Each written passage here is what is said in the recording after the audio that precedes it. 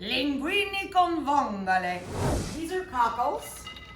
So the first thing we do when we get them in, they're good for 5 or 6 days in your fridge from the day they arrive. Leave them in the net, store them in the lowest part of your refrigerator in a colander over a plate covered with wet towels. Can you use canned clams for this? Of course you can. You would need 2 cans of baby clams or 2 pounds of fresh cockles. So what I did was I put them into the strainer and vigorously rinsed them. Then I transferred them to a bowl of well salted with kosher salt water and ice. You let them sit in salted water for at least half an hour. It might have been in there for half an hour. So I'm gonna pick out the last couple ice cubes here. I have a large pan to melt anchovies and make the sauce base. I have a large pot of water coming up to a boil for the linguine. And I have 1 large deep pan, this is 5 quarts, with a tight fitting lid to steam the cockles or clams if you're using fresh. If you're using canned, you just dump them right into the sauce. So we're going to take the clams, put them in this back pan. There's a couple ice cubes left in there. They'll melt quite quickly, but I'm gonna pick them off. Now we're gonna add a little of this already boiling, the water that we're heating up for the pasta. We're just gonna steam these and collect their liquor. They're clam juice.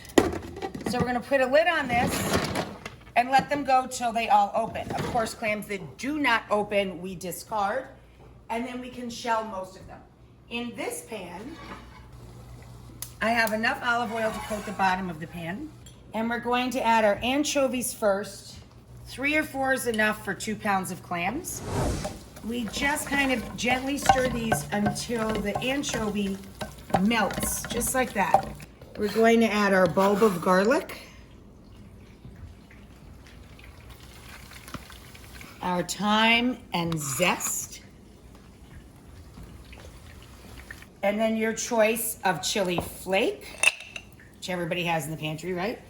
Or a little chili paste. You want chili paste, hon? Let's do the paste. The paste is Calabrian red chilies, and it's actually a little milder than using flakes because it's in vinegar, and it's almost like a sweet and spicy flavor. About a cup of white wine. And we're going to let the wine reduce by half. So now I'm gonna turn the heat up a little because we're gonna reduce that. We can drop our pasta, of course.